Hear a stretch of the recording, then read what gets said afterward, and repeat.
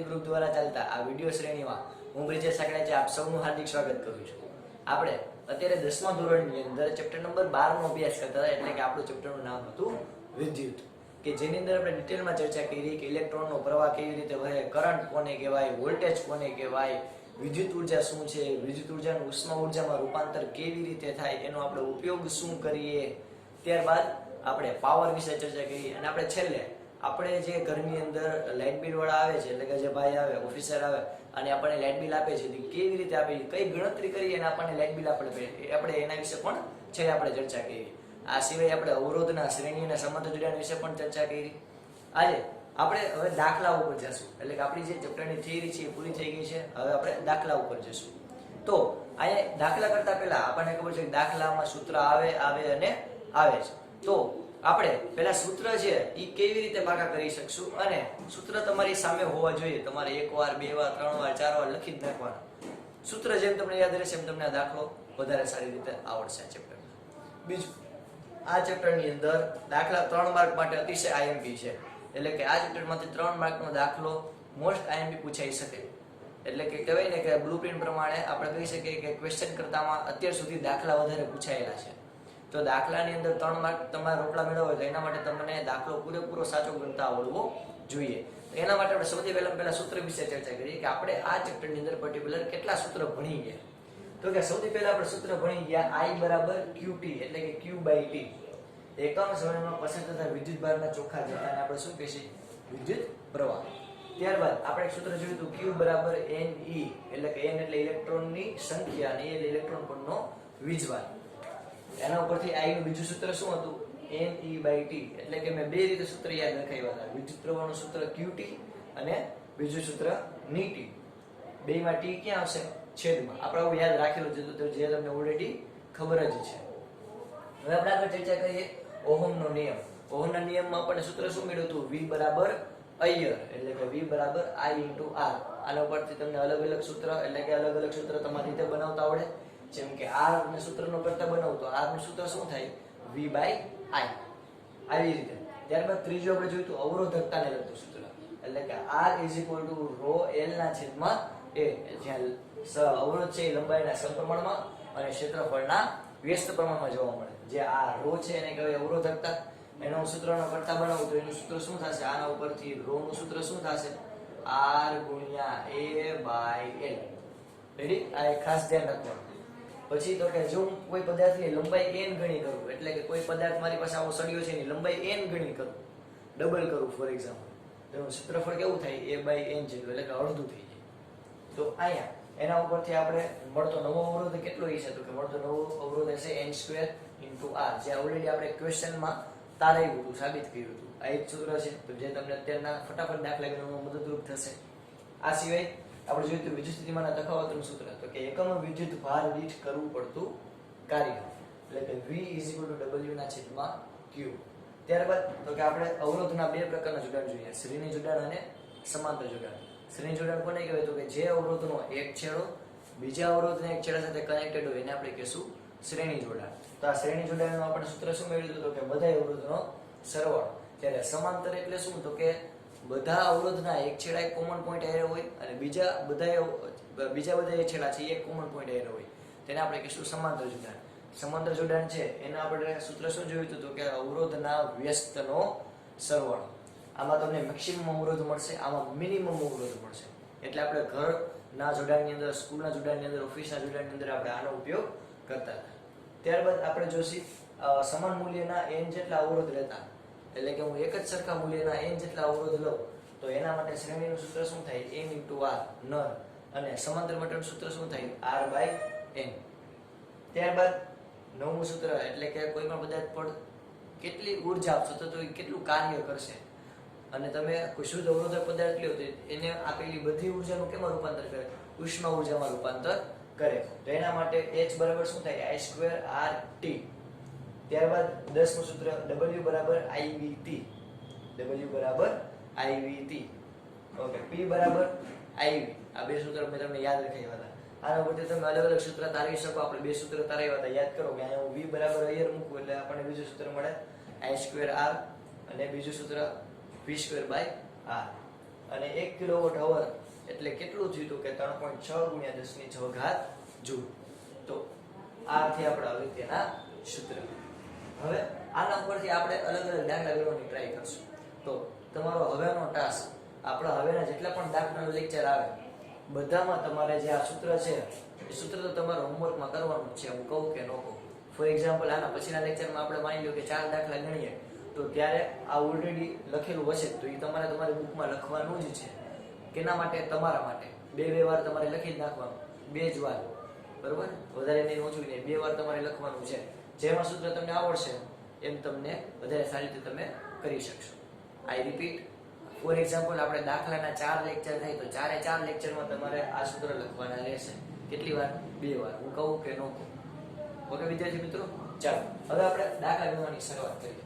તો દાખલાની અંદર સૌથી પહેલું ઉદાહરણ છે કે જેની આપણે રકમ જોઈ શકો છો. પહેલું ઉદાહરણ નંબર 1.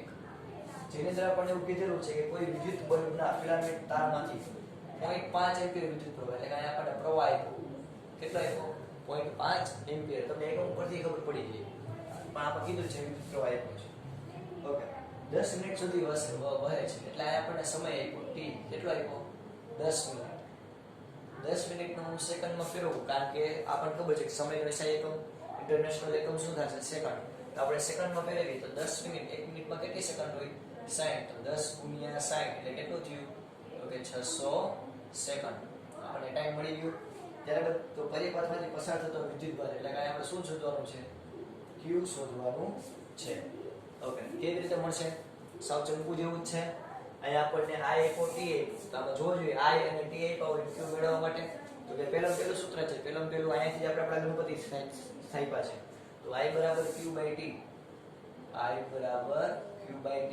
આના ઉપરથી હું Q ને સૂત્રનો કરતા બનાવું તો આ ભાગાકારમાં, બરાબર ઓલી બાજુ જાય તો અગાસી ઠીકી જાય તો ગુણાકારમાં. તો Q બરાબર I ગુણ્યા T.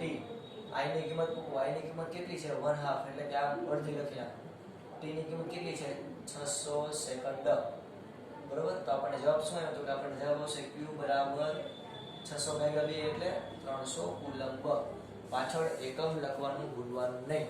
નહીતર તમે ગમે એવો સાચો દાખલો લખ્યો હશે, એકમ નહીં લખ્યો હોય તો અડધા માર્ક ઉડી જશે. પછી અડધો માર્ક એનો ઉડી જાય. તો ખાસ ધ્યાન રાખવાનું. Q બરાબર 300 કુલંબ. આવડી જાય પહેલું ઉદાહરણ, વેરી વેરી ઈઝી. ચાલો હવે આપણે જોઈએ ઉદાહરણ નંબર બીજું. ઉદાહરણ નંબર બીજામાં આપણને કીધેલું છે કે 12 વોલ્ટ વિદ્યુત સ્થિતિમાનનો તફાવત ધરાવતા, એટલે અહીંયા આપણને 12 વોલ્ટ વિદ્યુત સ્થિતિમાનનો તફાવત, જો તમે રકમમાં જુઓ 12 વોલ્ટનો વિદ્યુત સ્થિતિમાનનો તફાવત એટલે વોલ્ટેજ, વોલ્ટેજ V બરાબર આપણે કેટલા? 12 વોલ્ટ. તફાવત ધરાવતા બે બિંદુઓ વચ્ચે 2 કુલમનું વિદ્યુતભારને લઈ જવા માટે કરવું પડતું કાર્ય, એટલે કે 2 કુલમ વિદ્યુતભાર મારે મૂવમેન્ટ કરાવી છે, એટલે કે અહીંયા Q કેટલા આપ્યો? 2 કુલમ. તો એના માટે મારે કેટલું કાર્ય, એટલે કે કેટલું W કરવું પડશે? તો V, Q અને W એવું આવતું એવું કે સૂત્ર જોવું જોઈએ આમાં છે. Yes, very good. પાછું આના ઉપરથી આપણે શું લખીએ? V બરાબર W/Q. આના ઉપરથી હું W ને સૂત્રનો કરતા બનાવું તો W બરાબર શું થાય? V ગુણ્યા Q. રેડી? ઓકે, V ગુણ્યા Q. V કેટલા આપ્યા આપણને? તો કે V આપ્યા છે 12, Q આપ્યા આપણને, Q કેટલા આપ્યા? 2. તો 12 ગુણ્યા 2 એટલે કેટલા થાય? 12 દુ 24 એકમ. Very good. કાર્યનો એકમ થાય જૂલ. તો એનો મતલબ શું થયો કે 12 વોલ્ટની બેટરી જોડું તો મારે 2 કુલમ વિદ્યુતભારને લઈ જવા માટે 24 જૂલ જેટલું કાર્ય કરવું પડે. Very simple. આ બધા એક માર્કના ક્વેશ્ચન થઈ શકે. આ તમને 3 માર્કમાં ક્યારે ન પૂછે એટલે ખોટું લખાવવાની જરૂર નથી. ઘણા નંબર રેગ્યુલરલી થવા માંડ્યા. ચાલો હવે ત્રીજો આપણે જોઈએ કે જો વિદ્યુત બલ્બના ફિલામેન્ટનો અવરોધ 1200 ઓહમ હોય, એટલે અહીંયા આપણને એક તો આપ્યો છે પહેલા કિસ્સામાં અવરોધ કેટલો આપ્યો? આ 1200. આપણને શું કીધું? ફિલામેન્ટનો અવરોધ 1200 ઓહમ હોય અને તેને 220 વોલ્ટના પ્રાપ્તિ સ્થાન સાથે, એટલે અહીંયા આપણને V આપ્યું કેટલું? 220 વોલ્ટ ના પ્રાપ્તિ સ્થાન સાથે જોડવામાં આવે છે.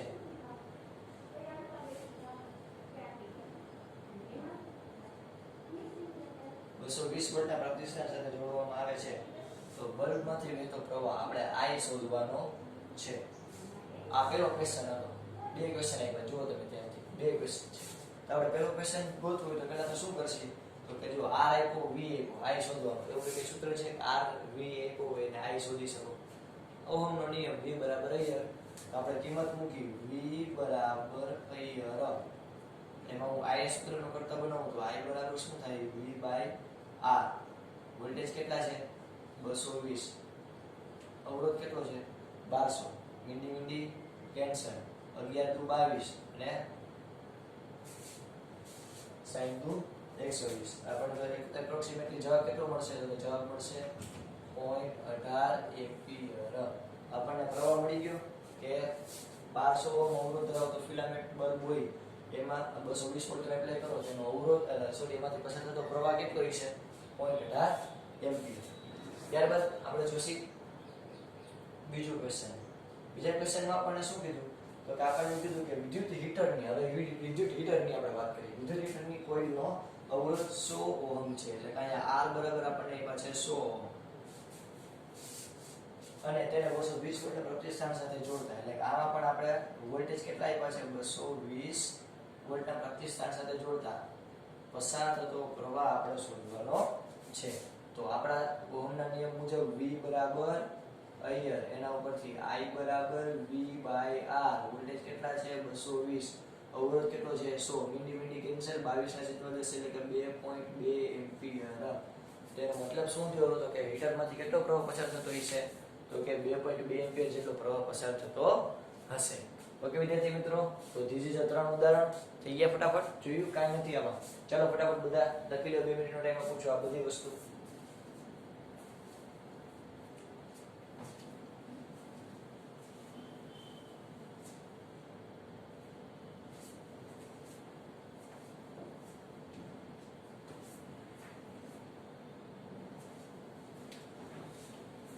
ચાલો હવે આપણને એવું કીધેલું છે કે ચોથા ઉદાહરણની અંદર હવે ધીરે ધીરે લેવલ કેવું થતું તો કે વધતું જશે તો આપણે અત્યારના ચોથા ઉદાહરણની આપણે વાત કરીએ ફટાફટ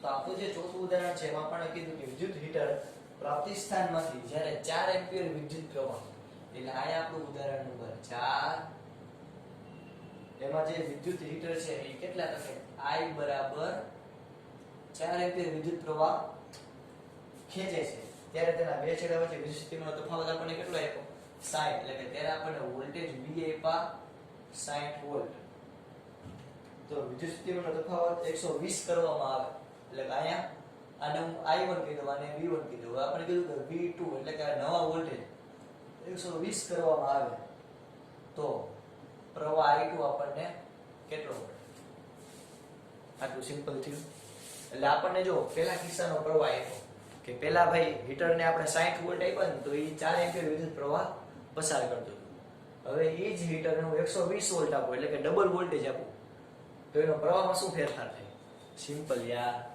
ઓહમના નિયમ મુજબ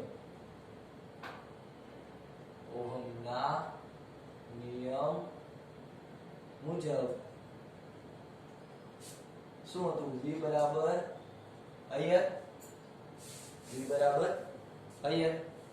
એટલે કે આપણે કીધું હતું કે V ચલે છે I એટલે કે વોલ્ટેજ વધારું તો પ્રવાહ વધશે વોલ્ટેજ ઘટાડું તો પ્રવાહ ઘટે જે તમને ખબર છે સિમ્પલ વાત છે કે કોઈ પદાર્થનું વોલ્ટેજ વધારું એનો પ્રવાહ વધે જેમ કે 20 વોલ્ટની બેટરી છે એમાં પ્રવાહ વહે છે એના કરતા 200 વોલ્ટની બેટરીમાં વધારે પ્રવાહ વહેશે આપણે ચર્ચા કરેલી જ હતી તો V ચલે છે I હવે તો હું બેનો ગુણોત્તર લઉં કે V1 ના છેદમાં V2 બરાબર શું થશે I1 ના છેદમાં I2 આવું થશે તો V1 આપણને કેટલા આપ્યા 60 V2 કેટલા આપ્યા 120 I1 કેટલા આપ્યા 4 I2 કેટલા મળશે એ આપણે શોધવાનું છે મીંડી કેન્સલ 2 આટલું થાય તાના ઉપરથી હું શું કહી શકું તો કે આ બે ભાગાકારમાં બરાબર નળી વધુ જાય તો ગુણાકારમાં આમ ભાગાકારમાં બરાબર નળી વધુ જાય તો ગુણાકારમાં તો I2 બરાબર કેટલા થશે 8 એમ્પિયર તમને એમ નહીં ખબર પડે કે જો 60 વોલ્ટ આપું તો 4 એમ્પિયર વિદ્યુત પ્રવાહ તો વોલ્ટેજ ડબલ કરું તો પ્રવાહ કેટલો થાય ડબલ તો 4 ના 8 એમ્પિયર સિમ્પલ રેડી આ રીતે શોર્ટકટ ટ્રીક થી પણ તમે કરી શકો આટલું ક્લિયર છે વિદ્યાર્થી મિત્રો આ કેમ થયું સ્ટેપ ખબર પડી? તો કે અહીંયા શું આવ્યું તો કે 1/2 બરાબર 4/i2 આવું થતું હતું. હવે આને આમ લઈ આ ભાગાકારમાં બરાબર લીધું છે તો ગુણાકારમાં તો શું આવે 1 બરાબર 8/i2 આવું થાય. હવે i2 નામ જવા દો તો i2 બરાબર 8 એમ્પિયર એવી રીતે આવ્યું. ઘણા ખબર ન પડી. ચાલો ફટાફટ લખી દઈએ એટલે આપણે પછી આગળ વધીએ.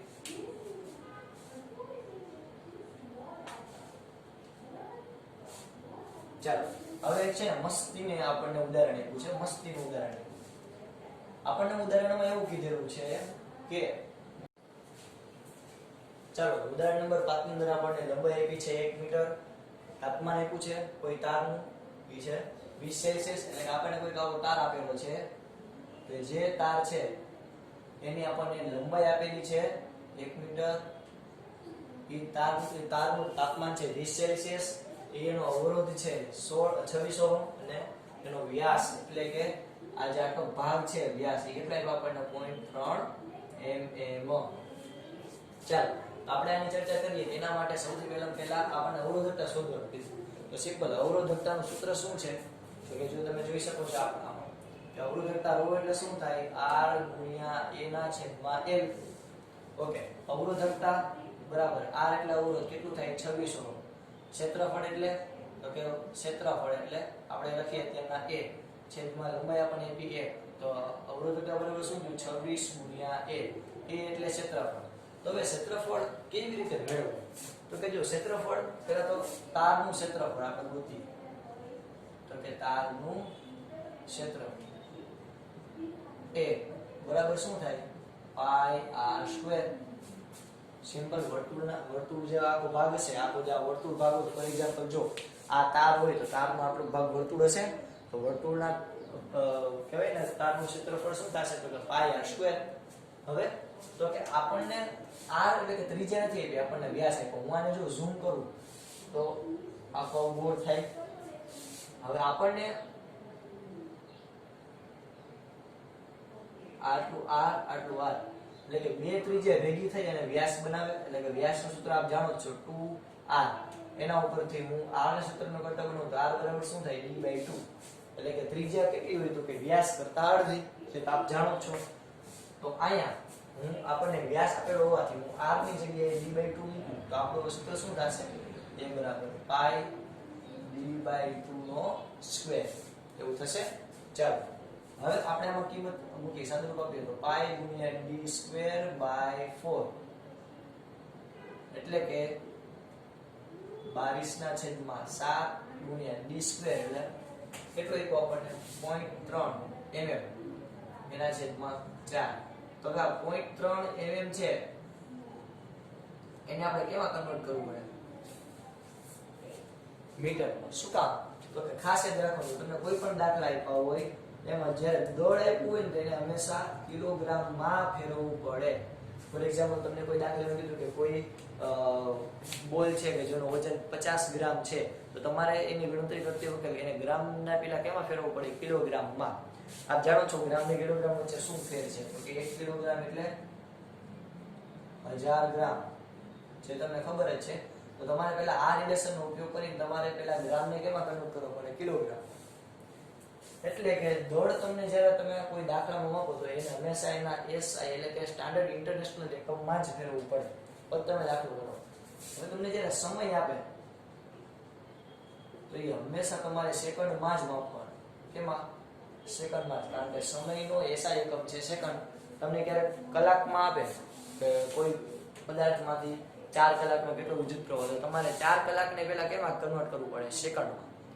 રેડી? તમને મિનિટ આપે તો એને કેમાં કન્વર્ટ કરવું પડે સેકન્ડમાં. જો આપણે પેલો દાખલો કર્યો તો એમાં કહ્યું તો શું કામ કારણ કે સમયનો SI એકમ છે સેકન્ડ એટલે આપણે જ્યારે પણ સમયની ગણતરી કરતા હોય ત્યારે હંમેશા સમય સેકન્ડમાં જ લખવો પડે. અને ત્રીજી વસ્તુ છે લંબાઈ. તો કે લંબાઈનો SI એકમ છે મીટર. શું છે મીટર. તો તમારે ઓલવેઝ ગણતરી કરતી વખતે જે તમને લંબાઈ જે છે અલગ અલગ એકમમાં આપેલી તો તમારે એને પહેલા કેમાં કન્વર્ટ કરવી પડે મીટરમાં. ફોર એક્ઝામ્પલ તમને મિલીમીટર સેન્ટીમીટર છે એ કિલોમીટર છે એ બધામાં તમને આપ્યું હોય લંબાઈ, તો તમારે પહેલા એને કન્વર્ટ કેમાં કરવી પડે? મીટરમાં જ.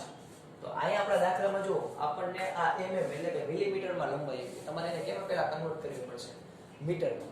તો એના માટે આપણે શું કરશું? તો કે એના માટે આપણે અહીંયા mm ને મીટરમાં ફેરવી, એની ગણતરી શું થશે? તો કે જો આપણને રિલેશન ખબર છે કે 1 મીટર, અથવા તો આપણે અહીંયા મૂકી દઈએ તમને વધારે સારું થશે કે 1000 mm એટલે 1 મીટર થાય, 1000 મિલીમીટર એટલે 1 મીટર થાય. જાણો છો ને આ બધા રિલેશન છે. 1000 mm એટલે 1 મીટર, 100 સેન્ટીમીટર એટલે થાય 1 મીટર. ઓકે. અને 10 ડેસીમીટર, 10 ડેસીમીટર એટલે થાય 1 મીટર. આ લંબાઈના 3 ઇક્વેશન છે. તો આના ઉપરથી જો આપણે તેને mm માં આપ્યું, આપણે આ mm ની ચર્ચા કરીએ. આ mm ની ચર્ચા કરીએ તો આપણને ખબર છે કે 1000 mm એટલે કેટલું થાય? 1000 mm એટલે તો કે 1 મીટર. 1000 mm એટલે 1 મીટર. તો આપણને કેટલા આપ્યા? તો કે 0.3 mm આપ્યા. તો 0.3 mm કેટલા મીટર થશે?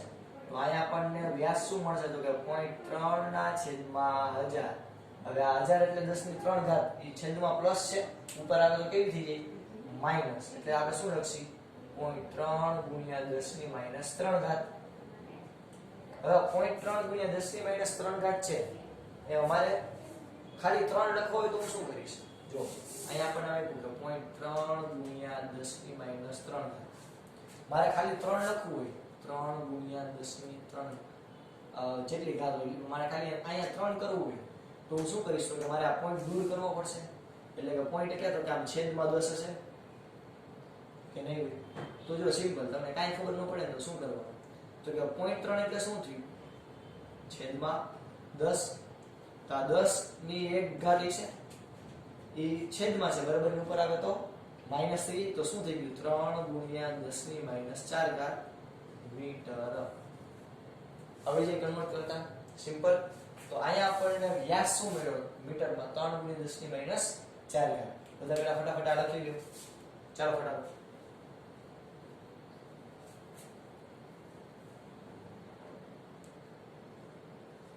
ઓકે, ચાલો હવે આપણે એની કિંમત આપણે આમાં મૂકીએ તો શું થાય? એ બરાબર 22 ના છેદમાં 7 ગુણ્યા 3 ગુણ્યા 10 ની માઈનસ 4 ઘાત નો સ્ક્વેર છેદમાં 4. આના ઉપરથી સાદું એ બરાબર 22 ના છેદમાં 7 ગુણ્યા 9 10 ની માઈનસ 4 ઘાત કેટલી થઈ? 10 ની માઈનસ 8 ઘાત એના છેદમાં 4. આવું થશે. ચાલો હવે 22 ગુણ્યા 9, 9 દુ 18, બધી જેડી 1 ને 198. તો આપણને ક્ષેત્રફળ કેટલું મળશે? 198 ભાગ્યા 14. આમાં ન કરવું હોય, ફટાફટ છેદ પેલા ઉડાડી દેવો હોય તો પેલા આપણે આને શું કરશું?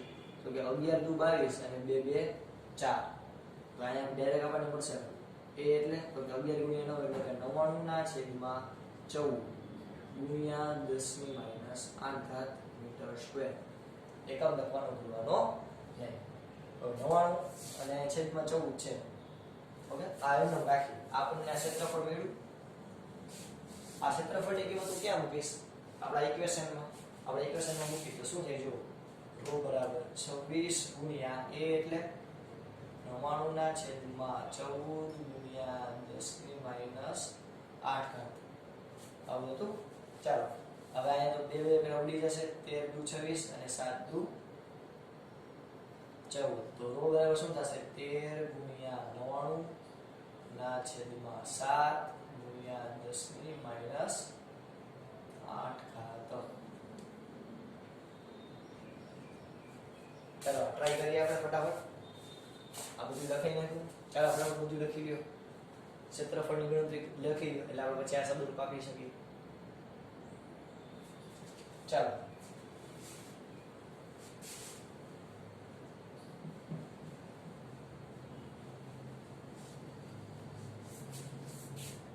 હવે તો ત્યાંની ગણતરી કરી તો કે આપણે કરીએ 99 ગુણ્યા 13 તો 0 9 9 9 9 ઓકે 9 તેરી 27 વધી ચડી 2 9 તેરી 27 ને 2 29 2 એટલે કે 7 9 ને 9 18 ને 9 ને 1 10 11 ને 1287 આ 1287 એટલે હવે આપણને નવી કિંમત શું મળી રો બરાબર 1287 ભાગ્યા 7 ગુણ્યા 10 ની માઈનસ 8 ચાલો 1287 ભાગ્યા 7 કરીએ 1287 ભાગ્યા 7 તો 7 એકા 7 કારણ કે 7 ને 14 એટલે ભાગ નહીં આવે 8 9 10 11 ને 12 કેટલા લીધા 5 ઉપરથી તેડા 8 7 6 સોરી 7 8 56 પછી ઉતારશે 2 ઉપરથી શું ઉતરશે 7 7 એકા 7 7 દુ 14 7 તેરી 21 પછી તેડા 6 ભાગનું આવે તો હું શું મૂકીશ પોઈન્ટ અહીંયા આવશે 0 ઓકે અગેન શું આવશે 8 અહીંયા આવશે 58 ઉપરથી ઉતર્યા 2 0 આગળ સોરી અહીંયા 56 આવશે ઉપરથી ઉતરશે 4 પછી આગળ તો કે અહીંયા 0 મૂકો એટલે 7 એકા 7 7 દુ 14 7 તેરી 21 7 ચોક 28 7 પંચા 35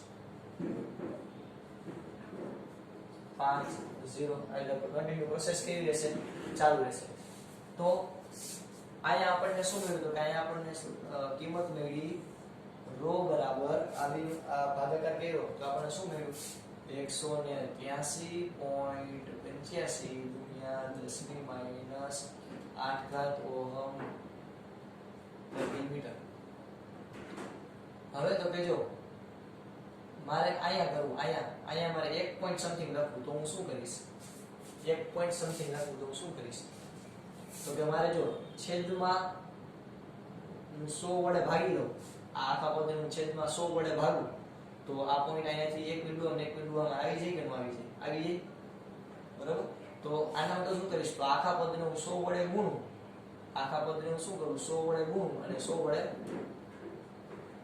વડે ગુણતા અને 100 વડે ભાગતા 100 વડે ગુણતા અને 100 વડે ભાગતા આટલું કરીને લખી નાખો તોય સાચું જ પડે આન્સર ખોટું ન મળે આ તો એક એક્સ્ટ્રા તમે કરો કે હવે શું થશે જો 100 વડે ભાગવું એટલે શું થાય 1.83 બે પોઈન્ટ આવી જાય 100 વડે ભાગવું એટલે ગુણ્યા 10 ની માઈનસ 8 ઘાત આપણે આમાંથી અત્યારે નામ રાખી હાલો તમે સાદું કોઈ સમજાવો કારણ કે ઘણા એને ખબર નહીં પડતી છેદમાં 100 વડે ગુણ્યું અને 100 વડે ગુણીને 100 વડે ભાગ્યું તો જો 100 વડે ગુણું તો 100 એટલે કેટલી થઈ 10 ની 2 ઘાત તો પ્લસ માઈનસ માઈનસ તો અને આ ભાગાકારમાં એટલે કે 1.83 ગુણ્યા 10 ની માઈનસ 6 ઘાત ઓહમ પ્રતિ મીટર તો આપણે યાદ કરો થિયરીમાં કીધું હતું કે ધાતુની અવરોધકતા છે કેટલી છે તો કે 10 ની માઈનસ 6 ઘાતના ક્રમની હશે તો એનો મીનિંગ શું થયો તો કે 10 ની માઈનસ 6 ઘાતના ક્રમની ધાતુની અવરોધકતા હશે જે તમે જોઈ શકો છો અને બીજું આમાં આખા દાખલામાં તમને ક્યાંય પણ તાપમાનનો ઉપયોગ આવ્યો નથી તો ઘણીને એવું થાય કે આપણે ખોટો દાખલો પણ કરીએ પણ એવું નથી તમને બોર્ડ છે કન્ફ્યુઝ કરવા માટે આવા અલગ અલગ રાશિઓ આપે આપણે કન્ફ્યુઝ નહીં થવાનું આપણે જેટલા સૂત્ર આપણે આવડે છે એ મુજબ આપણે કિંમત મૂકી એ મુજબ આપણે જવાબ આવ્યો ઓકે તો આ રીતે આ ગણતરી રહેશે ફટાફટ બધાને 2 મિનિટનો ટાઈમ આપો લખી લ્યો ઓકે ચાલો ફટાફટ